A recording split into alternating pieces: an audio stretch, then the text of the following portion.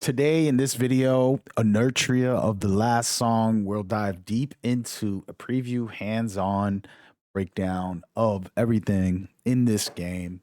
As you guys know, I tend to give you some exclusive information when it comes to things that you might not know about and things that you might be interested in. If you play Dark Souls type of games, well, this game might be for you. I'm definitely going to be giving it a go.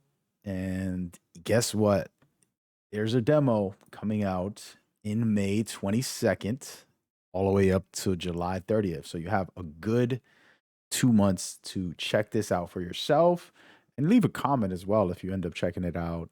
Let me know what you feel about that when the time comes. It is coming out in September 19th on PC, PlayStation 5, Xbox Series X, and I got a lot to say. So let's just dive right into some of this game.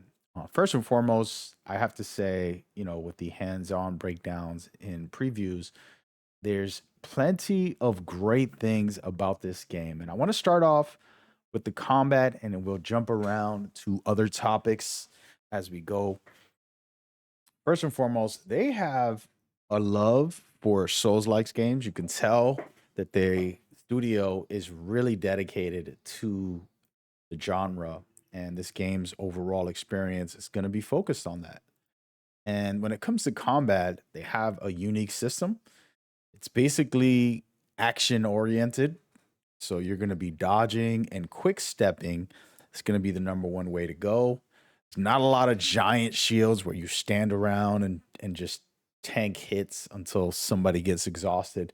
It's none of that. You have to chain your attacks. You want to do some great parries. If you can do perfect parries, there's partial parries and things like that.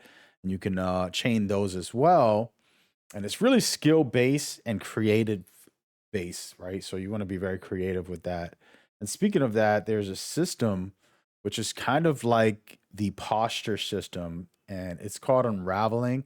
And basically, when you chain a lot of actions together, you'll be able to do a critical hit to an enemy, which will activate a thing called the awakened state, which gives you temporary buffs. And again, we'll get more into this when the game releases and I really get through all of it. As a matter of fact, for the demo, we will probably do some tutorial guides on all of that good stuff. Today's just a preview.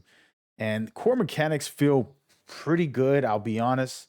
I feel like it isn't, as far as animations, the most spectacular games. I tend to love stylish games, and I know that's not realistic, but it's a video game. So I like stylish things, but the combat is straightforward from what we know and love. And the posture system that we know and love from Souls like games, the perfect parries and partial parries are great. One thing that I do like is the weapon skills. There's a bunch of them, and we'll get into weapons in just a second, but tons of good stuff when it comes to the weapons. I'm talking about 120 weapons and varied move sets for all of those, 8 different classes within that. So you're going to be able to play your way, play your style, whether it's a big heavy weapon or a small dexterity style weapon. The systems in this game do focus on everything that you need within these Dark Souls genre, as far as like scaling your weapons and doing things like that. Should be very good for you as you go forward. And I love it. Speaking of that, you have over 100 enemies, and there's main bosses, of course, mini bosses, variants, and so much more. So 100 enemies to me sounds like a good number for a game like this, of course. And I'm interested to see how the combat plays out with all of that. Of course, we only get a little teaser of that, and then we'll get more when the full game releases, and we'll find out the real deal when it comes to it. Speaking of that, one thing that is absolutely probably the best attribute is the character development systems. They have a ton of stuff in here that I'm definitely going to do tutorial guides how to get the best versions of these things and do the best overall.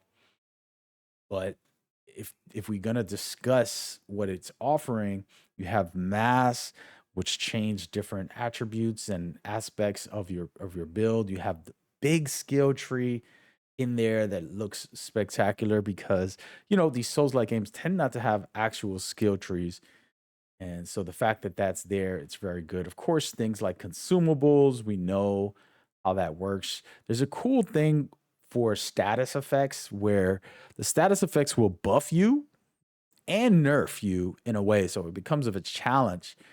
And that to me is going to be fun to kind of explore and figure out what is best overall when it comes to the game having that system. And I wanted to talk about probably one of the most interesting aspects. As you guys know, I tend to make a lot of builds, and it's kind of one of my most fun aspects of the game. In this game, you're actually going to be getting three different loadouts that you can change on the fly. So in the middle of this action, I can switch over to a different build.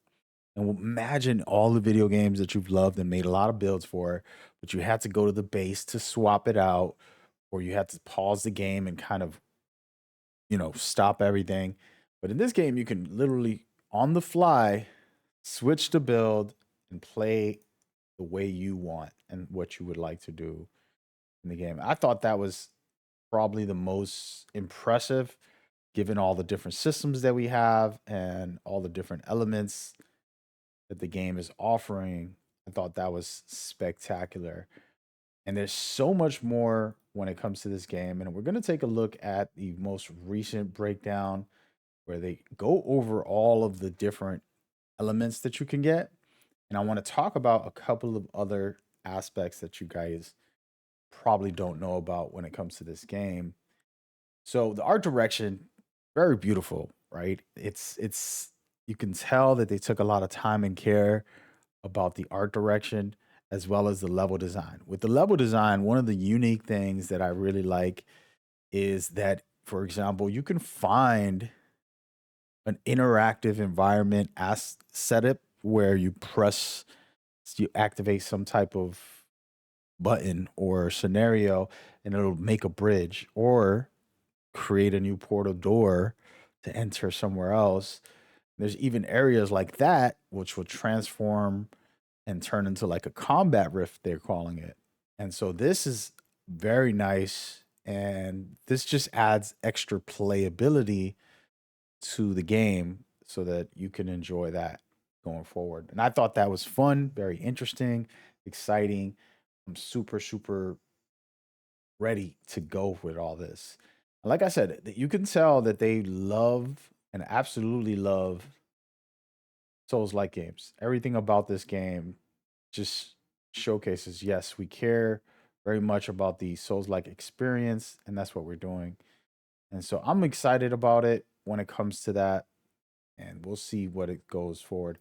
From the talks from the devs specifically, this game will have about a 40-hour main story experience for you.